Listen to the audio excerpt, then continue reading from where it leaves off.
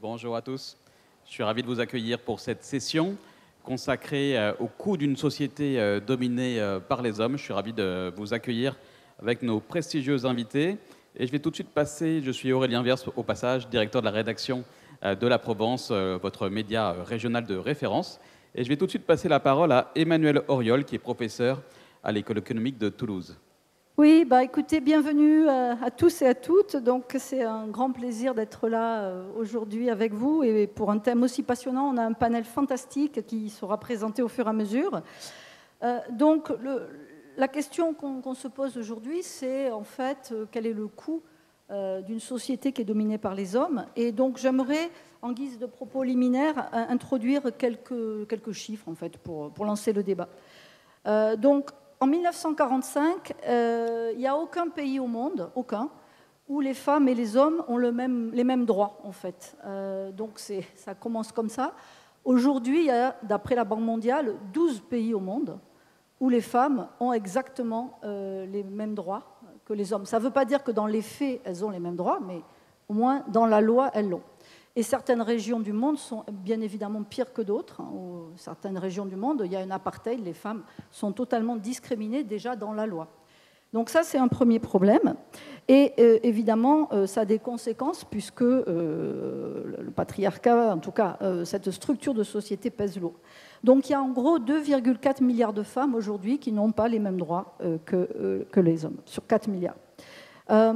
L'autre point que je voulais évoquer avant de passer la parole à nos superbes invités, c'est en fait sur la question donc, de l'inégalité salariale, qui est une des cristallisations de ces inégalités entre les hommes et les femmes. Donc en 1990, en France, les inégalités salariales, c'est en gros 50%, donc les femmes gagnent 50% de moins en moyenne que les hommes. Aujourd'hui, on est à 30%, donc ça s'est amélioré, mais ça plafonne. Alors pourquoi ça plafonne ? En fait, ce qui pénalise les femmes sur le marché du travail, c'est ce qu'on appelle le child penalty. C'est le fait, en fait, qu'on attende des femmes qu'elles s'occupent plus des enfants que des hommes. Et de ce fait, elles font des choix de carrière qui, dans le long terme, les pénalisent. Pourquoi ? Je me mets dans un travail qui est près de la crèche. Je prends un temps partiel. Je refuse une promotion parce qu'il faut bouger. Donc, tout ce genre de décisions, sur le court terme, ce n'est pas forcément mortifère, mais dans le long terme, évidemment, ça s'accumule. Et donc, dans les inégalités salariales, le child penalty est très fort. On pourrait penser, c'est biologique les enfants, donc on n'y peut rien. Alors c'est pas vrai, parce que même si vous adoptez, vous avez quand même un child penalty, donc c'est pas une question de biologie. Et surtout, ce child penalty varie en fonction des pays. C'est-à-dire qu'au Japon, il est extrêmement fort, parce que la culture japonaise est assez traditionnaliste sur les rôles des femmes et des hommes. En Finlande, il est beaucoup plus petit. Donc on voit bien qu'on peut agir là-dessus, mais c'est un des problèmes, c'est là-dessus qu'on se heurte. L'autre chose qui nous pose problème, en tout cas en France, c'est là aussi pas universel, c'est le choix des études des filles. Donc ces inégalités, elles commencent très très tôt. Et une des raisons pour lesquelles les femmes sont moins bien payées que les hommes, c'est qu'elles ne font pas le même genre de travail. Et en particulier, les femmes n'aiment pas ou ne vont pas vers ce qu'on appelle les STEM, donc les sciences plus dures. Il y a très peu de femmes ingénieures, il y a très peu de femmes économistes. J'encourage celles qui nous écoutent à le devenir. Et c'est des métiers où on gagne mieux sa vie que quand on fait, par exemple, de la psychologie ou des lettres ou du droit. Donc ça explique aussi une autre partie des inégalités salariales. Donc quand on met bout à bout les temps partiels, les arrêts de carrière et les choix initiaux de formation, on arrive à ces 30%. Et donc on va avoir la joie et le bonheur d'écouter nos intervenants qui représentent en fait différentes facettes de ce problème. Et donc, je leur laisse tout de suite la parole parce que leur expérience est irremplaçable. On va pouvoir avoir une partie bilan et puis une partie, bien évidemment, recommandation.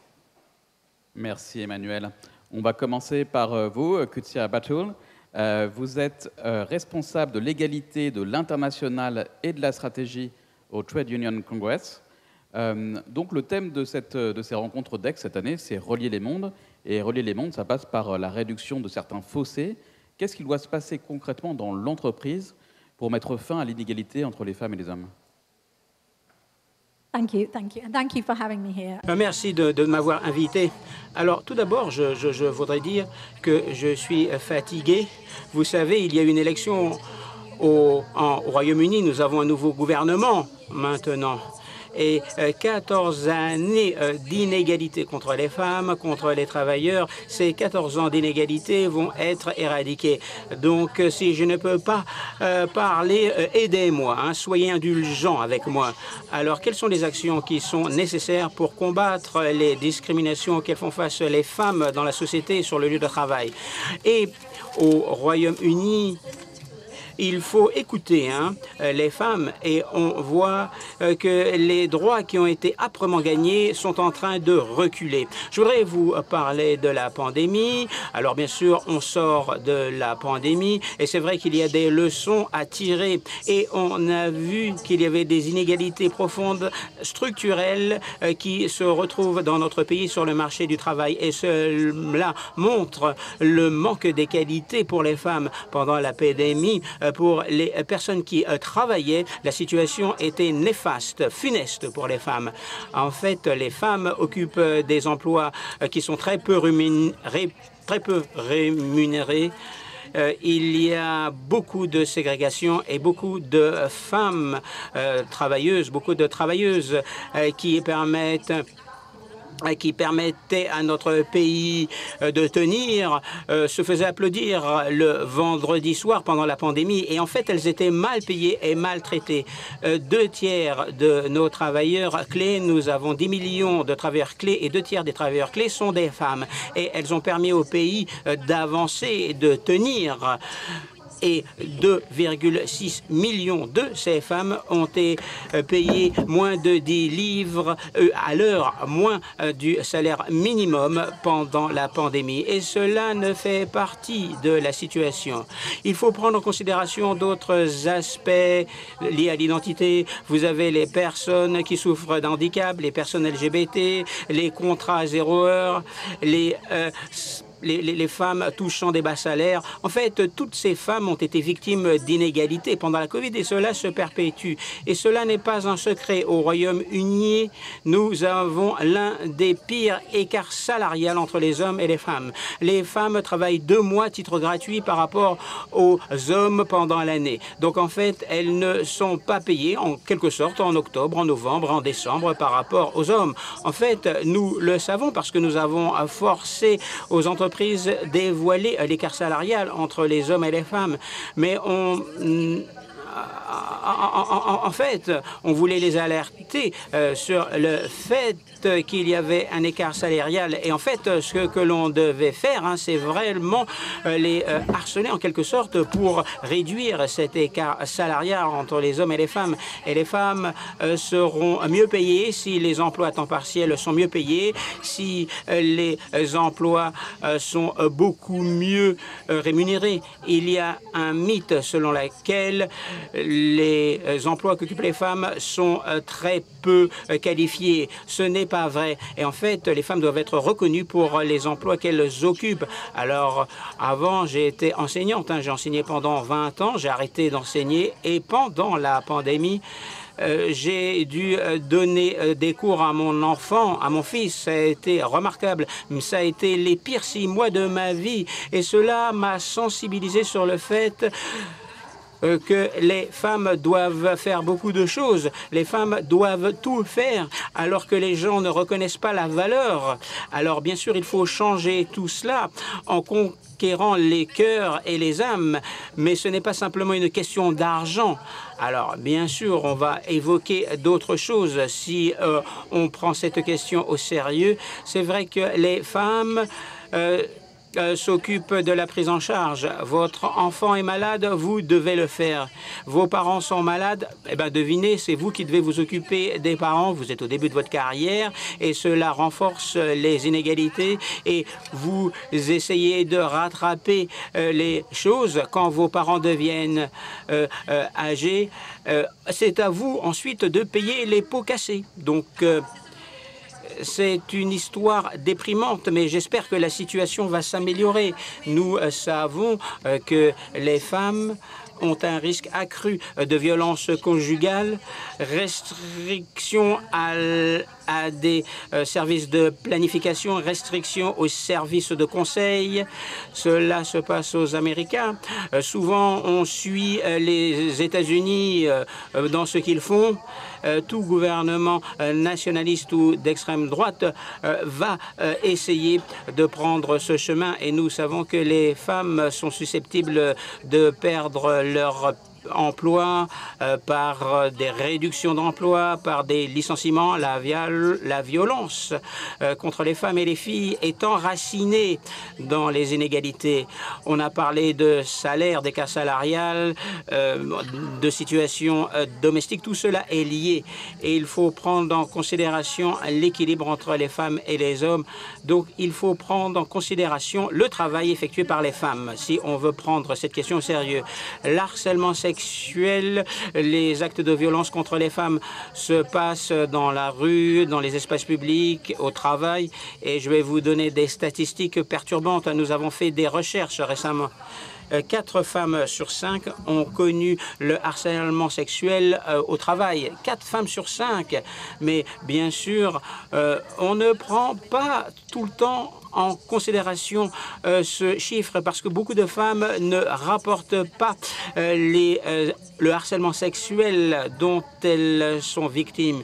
Et il faut prendre cela en considération si on veut éradiquer les choses.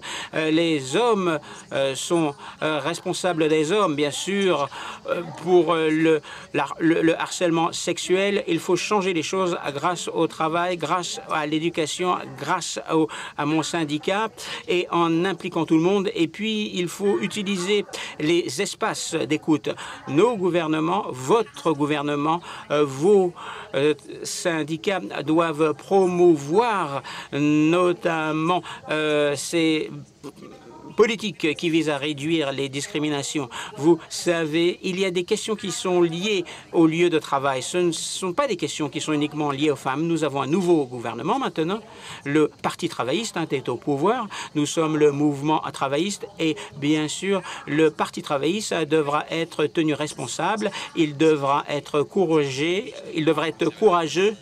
Il y a eu des élections hier. Vous venez d'y faire allusion. Le Parti travailliste a gagné les élections. Vous avez aussi beaucoup parlé du secteur de la santé. Est-ce que dans le programme des travaillistes, il y a des mesures annoncées dans le programme pour les soignantes, pour les femmes médecins, pour toutes celles qui travaillent dans le secteur de la santé pour améliorer leurs conditions de travail? Rapidement, si vous pouviez nous répondre. Et est-ce que vous pensez que ça va changer? That's a great question. Question très pertinente. Oui, je pense que les choses vont changer. Elles vont changer sensiblement. Le Parti travailliste s'est engagé vis-à-vis d'un nouvel pacte pour le travailleur. Et ce nouveau pacte pour les travailleurs sera mis en place dans les 100 jours. Dans les 100 jours, nous allons voir des changements significatifs. Et moi, j'ai une liste de ces changements. Et j'ai une liste parce que je vais vérifier si ces changements se matérialisent. Et c'est vrai que le gouvernement devra être responsable et redevable de ces changements. Alors, peut-être une phrase pour terminer. Do you want me to go through them or do you want to? Yeah. So they're going to end. Donc, plus de contrats 0 heure. Donc, ils vont mettre fin à ces contrats 0 heure. Il y aura des droits contre les licenciements. Souvent, les femmes qui sont en congé de maternité sont exposées au licenciement. Elles ne pourront pas être licenciées. Il y aura aussi un travail flexible. Ce sera un droit dès le premier jour. Le congé parental doit être de bonne qualité et les parents devront avoir accès à ce congé parental dès le premier jour. Alors, des congés de maladie sans être pénalisés pour les femmes, les congés pour les aides à domicile, toutes les questions liées à la ménopause pour les femmes. Et bravo.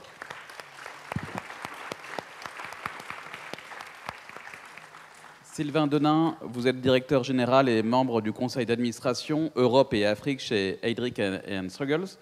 Quels sont les principaux problèmes d'une société dominée par les hommes en termes de culture d'entreprise et de gouvernance? Alors moi, je vais aborder cette question par un petit angle de la lorgnette. Hein. C'est la direction générale des entreprises et leur gouvernance. Mais évidemment, ce petit bout de la lorgnette, il a une grande influence sur les sociétés, sur l'économie et sur l'ensemble de nos acteurs économiques. Je ne résiste pas, pour commencer, à vous livrer une petite anecdote qui illustre bien, enfin, en tout cas qui illustre ce que les femmes peuvent vivre, y compris dans des fonctions de direction, dans des entreprises modernes et en France. Il y a un mois, une de nos consultantes a été appelée par un de nos clients pour recruter une directrice des ressources humaines. Le client voulait une femme pour ce poste. C'était un homme. Il était directeur général d'un groupe coté français important de plusieurs milliards et il dirigeait un business important. Et donc pour ce business, il voulait recruter une femme. Il l'a accueillie. Elle est franco-anglaise, binationale donc. Et la première phrase qu'il lui a dite après bonjour, c'était « Ah, vous avez dû voir le film « À nous les petites Anglaises ». Alors pour ceux qui sont trop jeunes dans la salle pour avoir vu ce navet, tout est dans le titre, évidemment. Et quand elle est revenue au bureau, elle m'a dit deux choses. Elle m'a dit d'abord à quel point elle s'est sentie dévalorisée et à quel point elle avait été déstabilisée par une remarque qui venait d'un homme qui avait 20 ans de plus qu'elle et qui était déplacé. Et puis la deuxième chose qu'elle m'a dite, c'est qu'évidemment, elle ne voulait pas faire cette mission, qu'elle ne voulait pas recruter une femme pour cette entreprise dans un poste de directeur des ressources humaines et que d'ailleurs, aucune femme sans scène pourrait accepter d'aller dans cette entreprise pour ce poste. Et je crois que c'est ça la question du coût pour les entreprises, des biais engendrés par une virilité débridée. C'est le fait qu'aujourd'hui, on a une majorité de femmes qui sont diplômées de l'enseignement supérieur. On a des femmes extrêmement talentueuses qui dirigent des équipes importantes dans les entreprises. Et je crois qu'elles n'ont pas envie d'aller dans des environnements qui sont au mieux désagréables pour elles ou au pire vraiment agressifs. Et je vois finalement trois tendances qui se dessinent dans les cadres dirigeants avec lesquels nous discutons.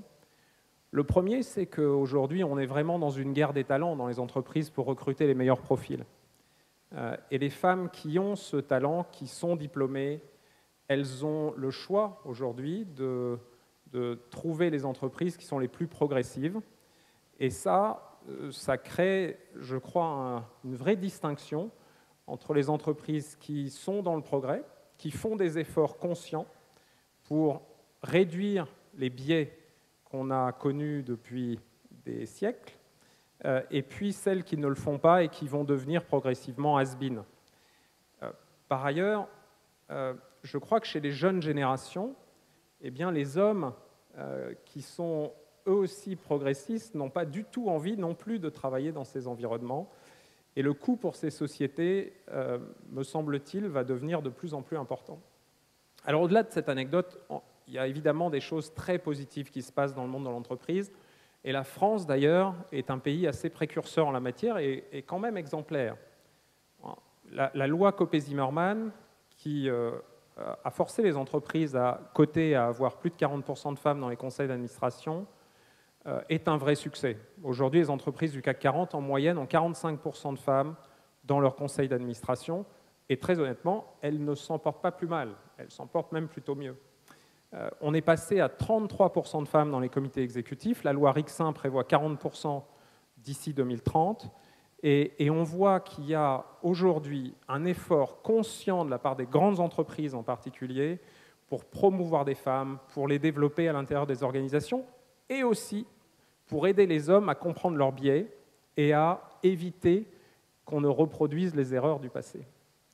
Donc c'est quand même un message d'espoir qui, à la fois en France, est très fort, mais qui aussi au niveau européen l'est, puisque la Commission européenne a passé une loi l'année dernière qui prévoit d'avoir, là aussi, 40% de femmes dans les 26 pays européens à l'horizon de 2026. Un nombre considérable de femmes vont pouvoir rejoindre les conseils d'administration des grandes entreprises européennes. Pourtant, il y a beaucoup de choses encore à faire, et en particulier, j'ai été choqué en préparant cette discussion par une étude qui a été publiée par la Commission européenne en 2020, qui montre que dans les sociétés de technologie qui sont financées par le capital investissement, 92% du capital qui a été attribué l'a été à des entreprises dont l'équipe de direction est exclusivement masculine.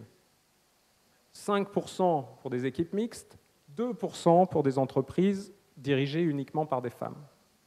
Et on voit par exemple que les entreprises de la French Tech sont très en retard, donc on les met en avant, elles sont formidables, elles créent des emplois, elles sont l'avenir de notre économie, mais elles sont très en retard dans la gouvernance. Seulement 20% de femmes dans leur conseil d'administration et moins de 20% de femmes, je crois que c'est 16, dans leurs équipes de direction. Et donc on voit bien que même dans un monde évolué comme le nôtre, eh bien, le seul moyen de faire un effort, d'avoir plus de femmes dans les instances de direction, c'est vraiment de faire un effort conscient et constant pour réussir à augmenter le nombre de femmes dans les entreprises. Merci Sylvain. Je terminerai juste une phrase en disant qu'il y a des entreprises extraordinaires qui sont en train de le faire, avec des CEO qui font cet effort et qui doivent être encouragés à le poursuivre. Merci Sylvain. Puis on note ce point sur les startups contre-intuitifs. Merci beaucoup. Des efforts à faire dans les startups, donc. On note ce point. Gila Clara-Kessous, vous êtes ambassadrice et artiste pour la paix. Vous travaillez sur des axes concrets et des concepts innovants comme le Femina Economicus et la diplomatie féministe. Vous pouvez nous en dire plus? Ça consiste en quoi? Avec grand plaisir. Alors d'abord, rebondir sur ce qui a été dit par Emmanuel. Il n'y a que 12 pays au monde dans lesquels on a des droits égaux entre hommes et femmes. 12 pays sur 193 pays qui sont reconnus aujourd'hui par les Nations Unies. À la tête des pays, il y a, en termes de pouvoir exécutif, 22 femmes, avec 9 femmes qui ont été élues comme chefs d'État, et il y a 13 femmes qui sont chefs de gouvernement. On est donc à peu près à 6-7% d'une population qui est loin d'être une minorité, contrairement à ce que veut nous faire croire le ministère de l'Égalité, qui traite la question de la femme avec le reste des minorités, avec la question du racisme, avec la question de l'antisémitisme ou LGBT. Le droit des femmes, aujourd'hui, c'est un droit humain non respecté, avec une population qui est même supérieure à celle des hommes, puisque vous savez qu'on est à peu près à parité, 50% non seulement de la population mondiale, mais aussi 50% de la main-d'œuvre. Je veux revenir sur cette notion de Femina Economicus que vous nommez. C'est une notion que l'on retrouve dans les études de la prix Nobel de la paix, Claudia Goldin, professeure à l'université d'Harvard, qui a été prix Nobel de l'économie dernièrement. Qu'est-ce qu'elle nous explique? Elle nous montre ce qu'elle appelle la courbe en U. Cette courbe en U qui explique en fait l'invisibilité du travail des femmes, non pas un travail qui n'existerait pas, mais une sorte de chape de plomb, une sorte de couperet dès qu'on va parler d'épouse. Puisqu'une femme qui est épouse, immédiatement, va rentrer dans une catégorie qui ne va pas lui permettre de rentrer dans un registre de travailleur ou de travailleuse. Au contraire, elle va immédiatement voir son travail taxée d'invisibilité, non seulement parce qu'elle va s'occuper des tâches domestiques qui ne peuvent pas être rémunérées, mais lorsqu'elle va travailler au XVIIIe, XIXe siècle aux côtés de son mari, sur tout ce qui va être tâches agricoles, ou alors même en reprenant les entreprises de famille, ce ne sera absolument pas documenté. Et donc, Claudia Goldin va faire ce travail merveilleux de documentation pour nous montrer que non seulement les femmes ont toujours travaillé au cours des siècles, mais qu'il va y avoir cette courbe en U, c'est-à-dire le creux de la vague, ça va être à partir des années 30, à partir du début du XXe, où la femme va commencer à voir son travail reconnu, parce qu'elle ne va plus faire un travail manuel, qui serait vu comme un travail dégradant, mais au contraire un travail qui va être de plus en plus reconnu comme valorisant, avec les cols blancs, où là la femme va pouvoir rentrer justement dans des sociétés, dans des entreprises. Notre travail, moi, en tant qu'artiste de l'UNESCO pour la paix, ambassadrice de la paix, c'est de pouvoir travailler à ce qu'on appelle la diplomatie féministe. Déjà, avant tout, arrêter la victimologie. C'est très compliqué parce que c'est vrai que les femmes ont beaucoup à dire encore vis-à-vis de nombreux siècles, vous nous l'avez rappelé, de nombreux siècles où elles continuent à essayer d'accéder à la parité, mais aujourd'hui, il faut arrêter de pouvoir mentionner ce statut de victime. Il faut bien sûr ne pas l'oublier, mais essayer d'aller de l'avant avec une diplomatie qui n'a de féministe, on va dire, que le nom, C'est une diplomatie qui a pour but déjà de travailler à l'éducation des filles, des femmes et des hommes dans la volonté de parité. C'est une diplomatie qui a pour but aussi de mieux comprendre en fait comment faire pour donner une autonomie financière aux femmes. Donc l'entrepreneuriat est quelque chose qui est touché. C'est une diplomatie qui, bien sûr, a pour but de donner comme rôle modèle des femmes à la tête de gouvernement, et puis aussi une diplomatie qui aide à faire en sorte que les femmes soient plus présentes dans les négociations. Alors j'ai eu la chance d'être à l'initiative d'un projet qui s'intitule les accords de Sarah et Hajar, les accords de Sarah et Hagar, qui sont le pendant féministe des accords d'Abraham. Donc j'ai été toquée aux portes des différents gouvernements, du Bahreïn, du Maroc, des Émirats arabes unis, d'Israël. On était avant le 7 octobre, donc c'est en mai 2023. Et j'ai demandé à ce que des femmes du gouvernement signent pour s'engager justement dans cette notion de diplomatie féministe. Et c'est ce qui a été fait, en fait. Elles ont été heureuses de pouvoir être ensemble pour pouvoir s'engager à montrer au niveau du Moyen-Orient une possibilité d'entente féministe pour essayer d'aller de l'avant. Depuis le 7 octobre, bien sûr, ça a été beaucoup plus compliqué. Et aujourd'hui, on a pour ambition de travailler à des accords féministes au niveau africain, avec des soutiens importants au niveau des pays d'Afrique, avec 54 femmes qu'on espère pouvoir réunir pour signer ces accords, et puis les accords internationaux avec le soutien de la Première Dame d'Islande. Pourquoi est-ce qu'on essaye de faire ça? C'est essayer de créer une diplomatie autrement. On le voit avec les différentes crises successives, avec les volontés de guerre. Si jamais on travaille à une diplomatie différente, une diplomatie culturelle, une diplomatie artistique, une diplomatie féministe, une diplomatie économique aussi, on va voir qu'en fait, on va créer des alliances parmi les pays qui va être différente de ces alliances politiquement correctes que l'on essaye de pouvoir gérer au niveau diplomatie quand elles passent par le politique. Et moi, je crois beaucoup en ça, essayer de faire en sorte de faire changer les choses, mais par une diplomatie civile et pas forcément une diplomatie uniquement politique qui reste encore enlisée par le politiquement correct. Aujourd'hui, les résultats sont plutôt positifs. Bravo, on peut applaudir Gila Claraquesus. C'est passionnant, vraiment. La diplomatie féministe en action. On passe maintenant à Devika Gopal Ag. Vous êtes vice-présidente de la New York Women's Foundation. Vous faites des études très intéressantes. Bien sûr, les inégalités femmes-hommes sont le problème de tous. Et vous avez sorti un chiffre vraiment intéressant. Vous avez calculé que le gain pour une société plus égalitaire serait de 28 trillions de dollars à l'échelle mondiale. C'est passionnant. Comment êtes-vous arrivé à ce calcul ? Thank you. You'd think with that. Merci beaucoup. Vous pensez bien qu'avec ce chiffre, on ne devrait pas en parler. Il faut simplement mobiliser les femmes dans la force de travail. Mais seuls 2% de la contribution des financements sont fléchés vers les organisations dirigées par les femmes. Et de ces 2%, seuls 5% sont pour les organisations dirigées par des femmes de couleur. Ces statistiques sont impressionnantes, mais viennent d'une petite fondation très puissante. Et j'espère que ce qui se fait aux États-Unis va s'exporter. La fondation de New York a été créée il y a 38 ans par des femmes qui voulaient aller de l'avant et qui croyaient que quand on investit, les problèmes et les solutions se trouvent au même endroit. Et quand on écoute les solutions des femmes, on crée un monde plus juste, plus équitable que nous voulons voir, où toutes les communautés ont la possibilité de s'épanouir. Vous avez entendu tous les problèmes. Et je vais vous donner un exemple de quelque chose que nous avons fait qui a eu des impacts, des incidences très positives pour le marché du travail, pour la politique et pour créer un pool plus important de femmes de couleur pour qu'elles assument les positions telles que nous le souhaitons. En 2015, le président Barack Obama a annoncé une initiative qui s'appelle My Brother's Keeper. Ensuite, le maire de New York, Michael Bloomberg, a annoncé l'initiative pour les hommes à New York. L'idée de ces financements consistait à proposer des opportunités pour les jeunes hommes de couleur. Mais personne ne parlait des femmes et des filles. La Fondation des femmes de New York a établi un partenariat avec le gouvernement de la ville et un autre partenaire, et nous avons lancé l'initiative de jeunes filles. Puisque nous sommes une association philanthropique, nous avons créé le fonds pour les jeunes et les filles de couleur, pour que les initiatives de ces femmes et des filles pouvaient bénéficier d'un financement pour investir. Nous avons créé ce fonds sur une durée de 21 ans, un fonds intergénérationnel. Nous avons fait une étude au bout de 7 ans.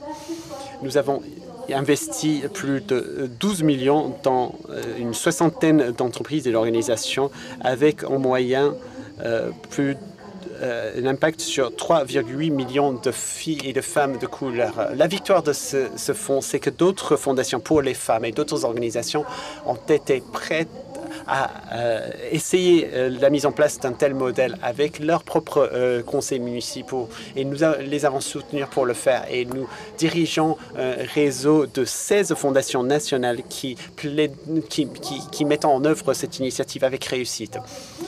Qu'est-ce qui a été positif dans cette initiative? Nous avons mis en pratique ce que nous disons, une création de marque, une création de branding participative et une approche à la philanthropie basée sur la confiance. Nous faisons confiance à ces personnes, ces filles et des femmes de couleur pour nous dire dans quoi nous devons investir. Nous avons une table ronde de partenaires, d'investisseurs de la communauté et ces différentes personnes nous disent comment investir.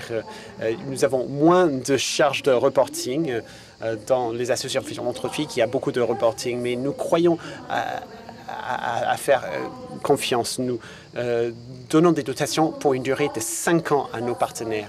Quelques-uns des résultats les plus positifs consistaient à voir émerger des responsables femmes de couleur. Et ce qui nous fascinait chez ces responsables, c'est qu'elles savaient collaborer entre elles pour plaider en faveur de changements de politique publique. Et c'était un moment très intéressant pour créer un fonds de financement. C'est la période où il y a eu le Covid, le mouvement Black Lives Matter, la guerre, tous ces éléments sont rentrés en ligne de compte. Mais malgré tout cela, ces responsables ont réussi à faire changer la loi sur l'immigration. Nous avons une loi où on séparait les enfants des immigrés de leur mère. Et ces fondations ont poussé à une révision de cette loi. Beaucoup de groupes qui subissaient des abus sexuels ont reçu la création de fonds et d'une unité spéciale pour les prendre en charge afin de les protéger. De nouvelles lois ont été votées. On savait que ces problèmes existaient, mais nous ne savions pas que ces lois allaient pouvoir être votées. Mais nos partenaires ont travaillé avec leur communauté pour identifier les problèmes et créer des solutions, que ce soit des solutions pour le plaidoyer, que ce soit dans la création de mouvements. Et ce qui était très positif, c'est que les gouvernements municipaux et les législateurs avaient un meilleur lien avec les communautés qui représentaient pour savoir quelle loi devait être votée. Je vais m'arrêter là. Merci beaucoup.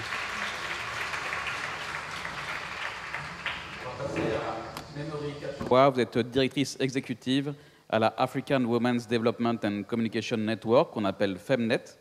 Et en quoi, selon vous, la domination des hommes contribue à reproduire un monde fait d'oppression, d'inégalité, de violence? C'est votre analyse. Vous pouvez nous expliquer pourquoi?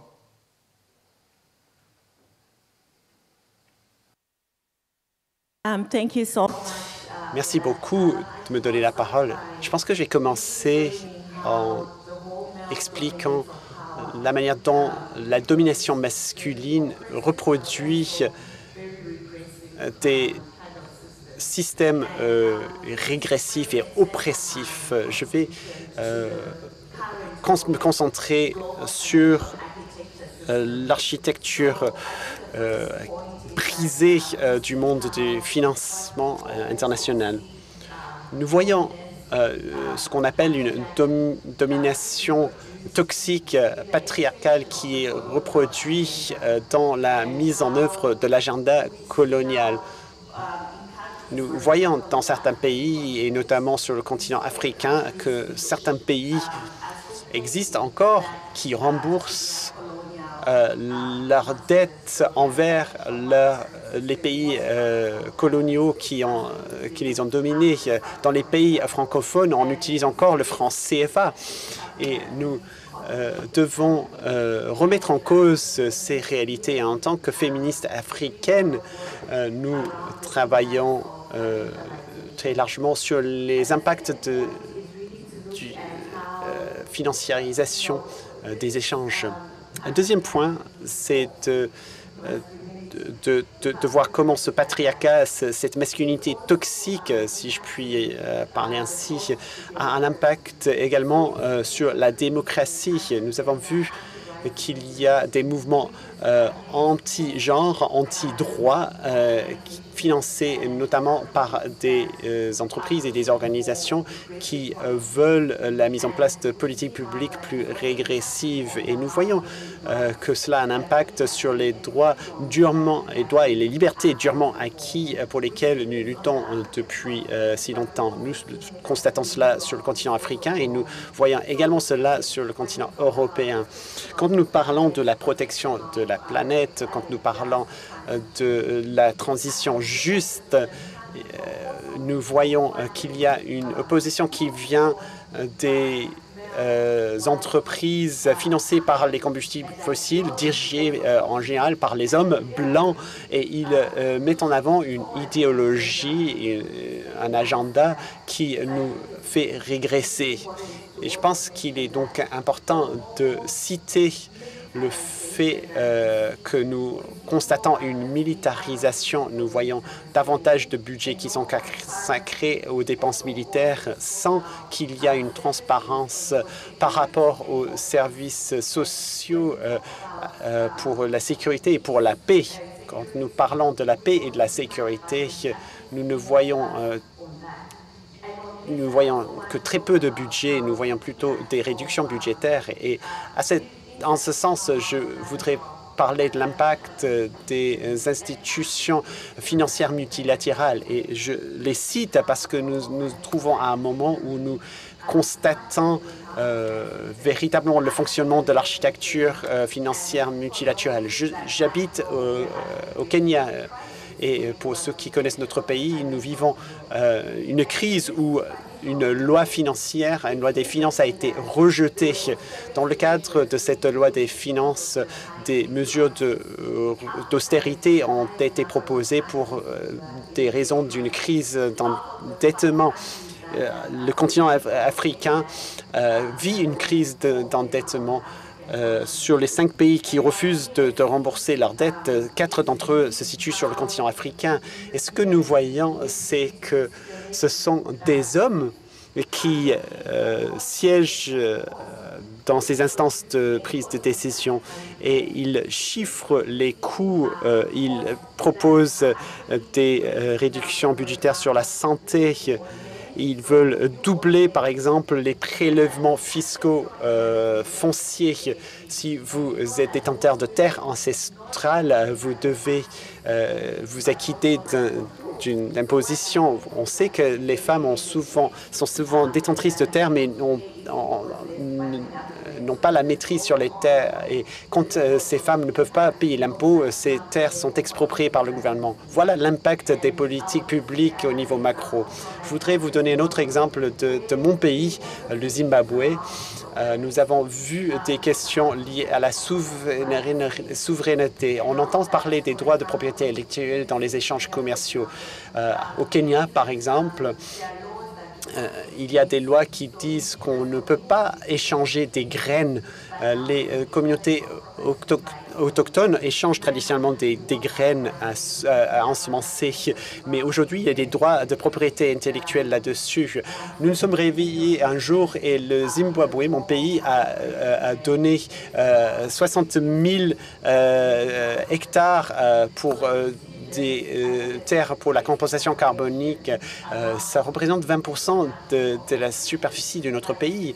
Donc, il y a une reproduction de la pression d'un système dont les moteurs sont un patriarcat et une masculinité toxique. Il faut déconstruire ces mouvements en solidarité. Nous devons déconstruire ces idéologies avec des outils féministes. Vous avez parlé de politique des affaires étrangères féministes que le gouvernement français cherche à appliquer. Et je pense qu'il y a différents moyens qui peuvent être appliqués. Au Burkina Faso, par exemple, on cherche à utiliser des méthodes économiques telles que l'Ubuntu qui prennent en compte la place de la femme, des méthodes qui voient les femmes, qui sont inclusives et qui sont très progressistes. Merci beaucoup, Memory Kachamura. Vous voyez approuver les propos de... Ça marche pas? Ça marche? Ça marche pas? I've seen you approve the speech. J'ai vu que vous approuviez le discours de Memory Kachamba. Est-ce que vous vous reconnaissez dans ces luttes, dans ce qu'elle vient de dire? Oui, effectivement, tout ce qu'a dit Memory fait écho au travail que nous avons réalisé, nous, et notamment en ce qui concerne le démantèlement de ces structures oppressives et reconnaître que ces facteurs ne se mettent pas en place en isolement. Les racines se trouvent dans des entreprises bien financées. Cette oppression vient de la droite. Cette oppression et le fait de lutter contre les droits des femmes, on sait d'où trouvent les financements de ces effets d'oppression. Nous venons de vivre une élection au Royaume-Uni. Les élections sont un moment complexe. Il y avait beaucoup d'éléments d'extrême droite et les éléments de langage utilisés sont en cohérence avec ce qu'a dit Memory et ce que nous voyons dans d'autres pays. Peut-être avoir une question un peu provocante sur ce sujet, parce que si on regarde par exemple l'histoire des droits civiques aux États-Unis, donc les femmes ont essayé de dire les hommes noirs et femmes noires sont discriminés, mais les femmes en général sont discriminées. Dans le droit, elles étaient discriminées. Et on leur a dit oui, mais ce n'est pas le moment. C'est plus important l'égalité entre les races, et donc on fera les femmes plus tard. Donc moi, je me méfie un petit peu de ce discours anticolonialiste qu'évidemment nous partageons tous. Mais est-ce que c'est favorable pour les femmes? Je ne suis pas tout à fait sûre. J'ai bien peur que dans certains de ces combats, on dise, écoutez, il y a des priorités. D'abord, c'est de renationaliser l'économie, disons, et on verra après pour les femmes, ce n'est pas grave. Donc ça, j'aurais bien aimé avoir votre sentiment. Enfin, moi, en tout cas, je suis curieuse là-dessus. Ce n'est pas clair que pour moi, ces deux combats soient les mêmes, en fait. Alors, qui veut répondre? Devika Gopal Ag, Memory Kachamba, vous voulez répondre? Devika? Sure. Oui, effectivement. Je pense que la question sous-jacente, c'est de savoir s'il s'agit des femmes, de femmes de couleur, que les hommes sont méchants ou quoi que ce soit. Il s'agit de changer la culture et de changer de récit. Nous grandissons à un certain endroit, dans un certain code postal, si vous voulez. Nous avons tous une mentalité et nous avons besoin de nous affranchir, de penser différemment. Vous allez à l'école, vous étudiez des matières, on vous dit qu'il faut rester dans son couloir, on apprend un métier, on prend un emploi et vous nous dit de rester dans son couloir. Mais quand vous êtes à la maison, vous êtes généraliste, vous faites la cuisine, vous gérez les budgets, vous faites tout et là vous dites non, je ne suis pas spécialiste, je ne vais pas m'en occuper. C'est ça qui est dur et c'est de ça que je voulais parler. Il faut prendre une perspective intersectionnelle pour dire il y a un problème et il faut trouver une solution. Quelqu'un ici a dit qu'il y a un niveau de pression historique aux États-Unis. Il y a 0,3 cents par dollar pour une femme noire, 0,4 pour une latine, 0,6 pour une femme blanche. Il y a une distinction raciale et il faut remettre en cause. Quand on parle de droits reproductifs, il y a une différence. Il y a des violences conjugales de manière générale, mais dans certaines communautés de couleur, il y a davantage de phénomènes de cette nature. Et pendant la pandémie, la crise sanitaire, c'était quelque chose qu'on a pu constater. Il faut des thématiques communes, il faut des financements communs, mais il faut relier ces récits. Ce n'est pas l'un ou l'autre, il faut prendre en compte ces questions ensemble. Memory. Oui, effectivement, pour moi, il faut reconnaître que les sociétés ne sont pas homogène, il y a différentes couches. En Afrique du Sud, par exemple, le gouvernement a l'air d'apartheid emprunté de l'argent et cet endettement a été transmis au nouveau gouvernement et c'est le cas pour la plupart des économies du Sud global. Même si ces économies ont obtenu leur indépendance, il y a des structures raciales qui existent encore et qui ne permettent pas de participer à part égale au marché mondial. Un autre aspect, c'est de constater la manière dont différents aspects touchent différentes populations en termes de services sociaux. On peut, vous avez parlé des droits pour les femmes qui vivent la ménopause. Pour moi, c'est parce que nous avons des femmes responsables qui parlent de ces questions. Ces questions touchent des personnes de couleur différemment également. Donc, tout cela pour dire qu'il faut prendre une approche intersectionnelle parce que cela nous permet de mettre sur les devants de la scène ces débats et notamment dans le cadre des débats économiques. Nous dirigeons une académie de féministes macroéconomiques pour l'Afrique. Nous cherchons à comprendre l'économie parce que l'économie est perçue comme une matière qui est complexe et qui ne touche pas au vécu des femmes et des filles dans toute leur diversité. Donc au sein de telle matière, nous cherchons à apporter une perspective féministe dans nos analyses. Il y en a une. Il ne nous reste plus que 5 minutes. Oui, Kotia, allez-y, rapidement. I'll be really. Je vais parler très rapidement. Je voulais juste faire écho à ce que disent les autres intervenantes. Ce n'est pas une question de l'un ou l'autre. Il est un piège de s'opposer la lutte des femmes à la lutte contre le racisme. Il n'y a pas une lutte pour les femmes noires et les femmes blanches. Il ne faut pas s'opposer ces deux luttes. Il faut qu'on soit solidaire. Il faut unifier nos luttes. Si nous arrivons à démanteler les systèmes qui oppriment un groupe de femmes, cela aura un impact pour toutes les femmes. Et je pense que c'est un message important. Cette intersectionnalité est un sujet tout à fait important. Le coût du comportement viriliste peut être évalué et de façon peut-être assez élevée dans le domaine politique, comme on a pu l'observer avec notre président en France. Mais je voudrais savoir si les comportements de personnes comme M. Trump, M. Poutine ou M. Netanyahou ne pourraient pas être, au-delà des intérêts, au-delà des analyses sociopolitiques, être interprétés sous cet angle-là. Gila, on va peut-être vous écouter cette question. Oui, merci pour cette question très intéressante. Je pense que le coût d'une société dominée par les hommes, c'est la guerre.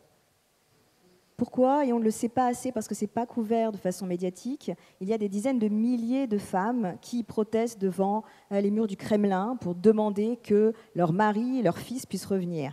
En Israël, on a Women Watch Peace, on a Women of the Sun, des groupes de femmes israéliennes et palestiniennes qui aujourd'hui sont nommées pour le prix Nobel de la paix, qui essayent d'œuvrer, qui avaient œuvré 2 jours avant le 7 octobre pour essayer de demander enfin la paix.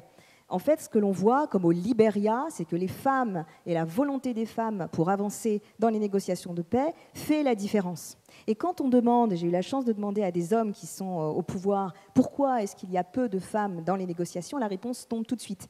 Parce qu'elles négocient.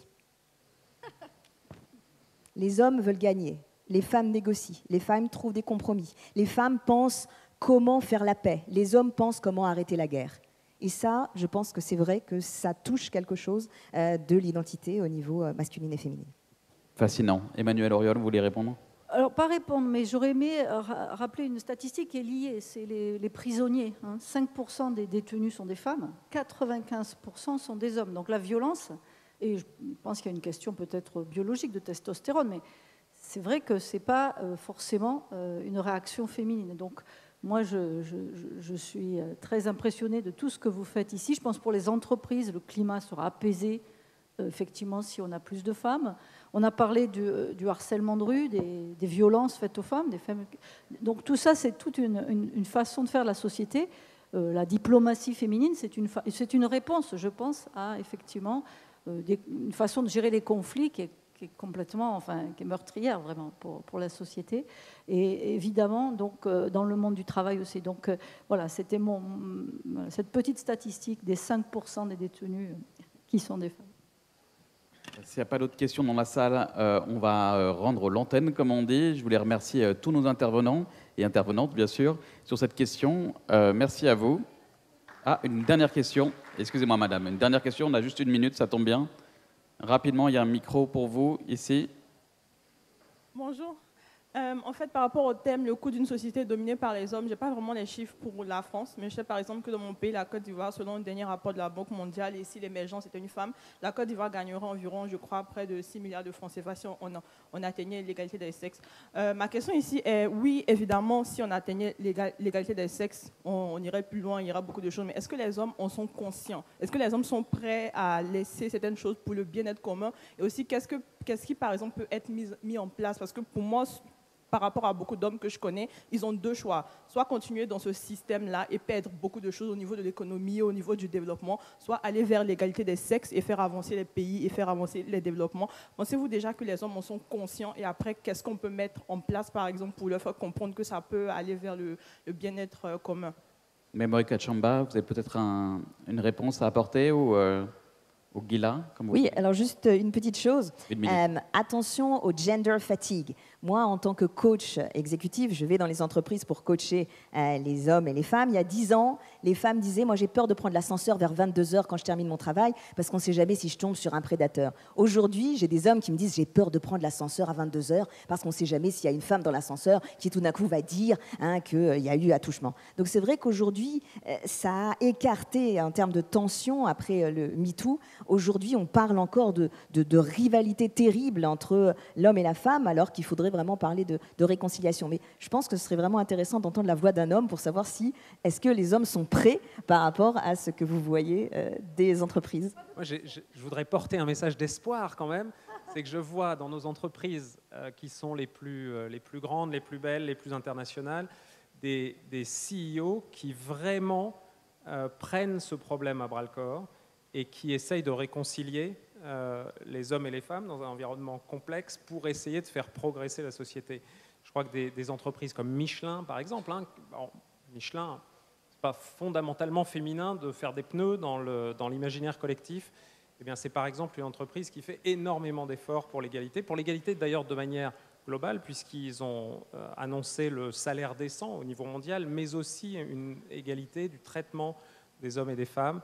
Et je crois que ces questions, elles sont portées par les leaders de l'organisation. Et d'ailleurs, peut-être pour répondre aussi, monsieur, sur le plan politique, j'imagine que c'est la même chose et que si les hommes leaders se prennent à bras-le-corps ce problème, eh bien, ça pourra peut-être avancer. Ceux que vous avez cités n'ont pas l'air d'être dans cette catégorie. Je voudrais juste, pour terminer, vous mentionner l'expression du docteur Mukwege, le grand prix Nobel de la paix qu'on connaît, qui travaille au Congo, à l'hôpital Panzi. C'est la masculinité positive. Il existe aujourd'hui des hommes qui s'engagent auprès des femmes pour lutter contre les violences faites aux femmes et pour que les droits des femmes redeviennent des droits humains.